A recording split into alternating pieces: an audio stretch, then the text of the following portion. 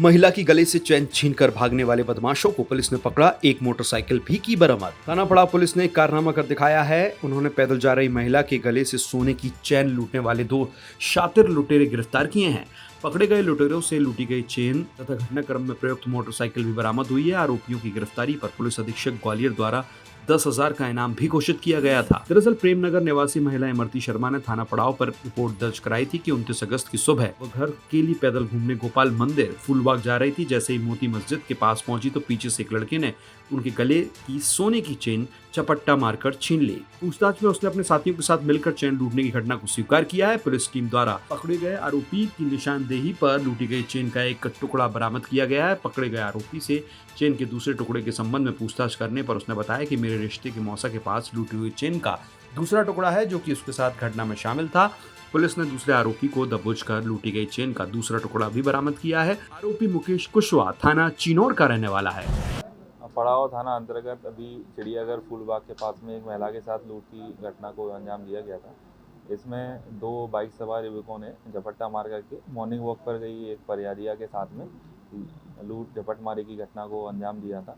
इसमें हमारी police team थाना पड़ाव प्रभारी संतोष भदौरिया, एसआई रोहित चौधरी सहित जो अन्य हमारी पुलिस टीम गठित की गई थी, उन्होंने इसमें सफलतापूर्वक इस घटना को ट्रेस किया है और अन्य जो एविडेंस थे, सीसीटीवी फुटेज, मुखबिर द्वारा दी गई सूचना, साइबर हमारी जो टीम थी इसमें उन्होंने भी सराहनीय वर्क किया है और उस उक्त संपूर्ण विवेचना पर से 2 युवकों को चिन्हित किया गया। पूछताछ के दौरान उनके पास से हमने जो चुराई गई चेन थी वो हमने उनसे प्राप्त की है और इस घटना का खुलासा किया है। घटना में जो प्रयुक्त वाहन था मोटरसाइकिल थी जिसमें बाइक सवार दोनों युवक आए थे और तेज़ रफ्तार पूर्वक महिला को गिरा करके उसकी चेन लूट ली थी। तो उस बाइक को भी बरामद किया है और साथ ही चेन के जो टुकड़े जो उन्होंने महिला के साथ अपने हिस्से के बतौर चेन के 2 टुकड़े कर लिए थे और एक हिस्सा दोनों आरोपियों ने अपने में आपस में हिस्से स्वरूप बांट लिया था। उसको भी हमने दोनों अलग अलग आरोपियों से जब्ती करके बरामद किया है और साथ ही इसमें 2 अन्य सहयोगी आरोपी भी बनाए गए हैं जो उक्त आरोपियों द्वारा पूछताछ करने पर बताया गया कि रेकी करने में शामिल थे। उनको भी कुछ आर्थिक लाभ इन आरोपियों के द्वारा दिया गया था। अभी प्रयास ये रहेगा कि इसमें जो 4 आरोपियों के द्वारा एक गिरोह बना करके इस प्रकार की लूट की घटनाओं को शहर में अंजाम दिया जा रहा था, तो उनसे और पूछताछ की जाए। शेष 2 आरोपियों को भी गिरफ्तार किया जाएगा और उन्होंने वर्तमान में शहर में किन और लूट की घटनाओं को अंजाम दिया है इसकी भी जानकारी इस जो 2 अन्य आरोपियों से उनसे ली जाएगी।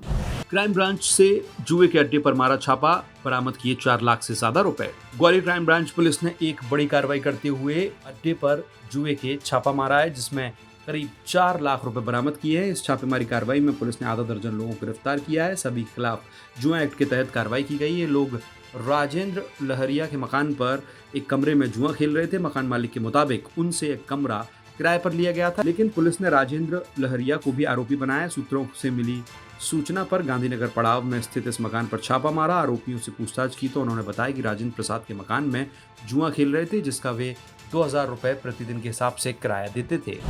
कल क्राइम ब्रांच ने एक रेड किया है पड़ाव थाना क्षेत्र में गांधीनगर इलाके पे एक मकान में, एक रिटायर्ड फौजी के मकान है, वहाँ पे कुछ लोग द्वारा जुआ खेल रहे ऐसे सूचना प्राप्त हो गया। थाना प्रभारी अजय पवार और सब इंस्पेक्टर शिशिर तिवारी और रमाकांत उपाध्याय उनके नेतृत्व में टीम वहाँ जाके रेड किया और मौके पे 5 लोग मिला।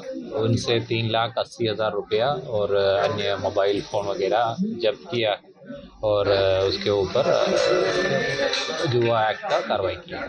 हरियाणा चुनाव के लिए बीजेपी की एक और लिस्ट जारी, जातीय समीकरण को साधने की कोशिश। हरियाणा विधानसभा चुनाव से पहले पार्टी में खुलकर सामने आई बगावत के बाद बीजेपी अब फूक फूक कर कदम रख रही है। पार्टी ने आज 21 उम्मीदवारों की दूसरी लिस्ट जारी की है जिसमें जातीय समीकरण का पूरा ख्याल रखा है। बीजेपी ने 2 मुस्लिम उम्मीदवारों पर भरोसा जताने के साथ साथ कई प्रत्याशियों के टिकट काटे हैं। पार्टी की लिस्ट में 1 सैनी, 2 ब्राह्मण, 2 राजपूत, 3 जाट, 1 रोर, 1 बैरागी, 1 जाट सिख, 3 पंजाबी, 1 अहीर, 3 जाटव और 2 मुसलमानों को टिकट दिया गया है।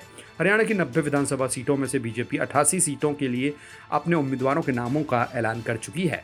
इससे पहले बीजेपी ने 4 सितंबर 2024 को 67 उम्मीदवारों की पहली लिस्ट जारी की थी, जिसमें 30% नए चेहरों को मौका दिया गया था। इसके साथ ही पार्टी की पहली लिस्ट में कई कद्दावर नेताओं के परिवारों से भी उम्मीदवार बनाए गए थे। बीजेपी ने पहली लिस्ट में अपने 13 नेताओं के टिकट काटे थे और दूसरे दलों से बीजेपी में शामिल होने वाले 9 नेताओं को उम्मीदवार बनाया था।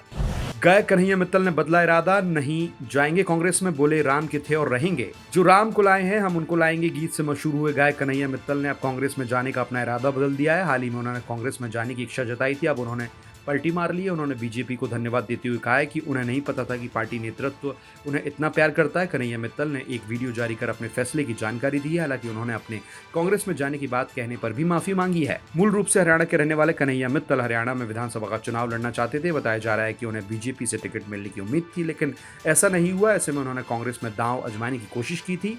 यूपी चुनाव में कन्हैया मित्तल का यह गीत बीजेपी का प्रचार थीम बन गया। पूर्व प्रिंसिपल संदीप घोष 23 सितंबर तक न्यायिक हिरासत में, सीबीआई कोर्ट का आदेश। कोलकाता के आरजीकर मेडिकल कॉलेज के पूर्व प्रिंसिपल संदीप घोष को सीबीआई अदालत ने 23 सितंबर तक न्यायिक हिरासत में भेज दिया है। उन पर चिकित्सा संस्थान में अपने कार्यकाल के दौरान वित्तीय अनियमितताओं के आरोप है। यह मामला धन के कथित दुरुपयोग का व्यापक जांच का हिस्सा है।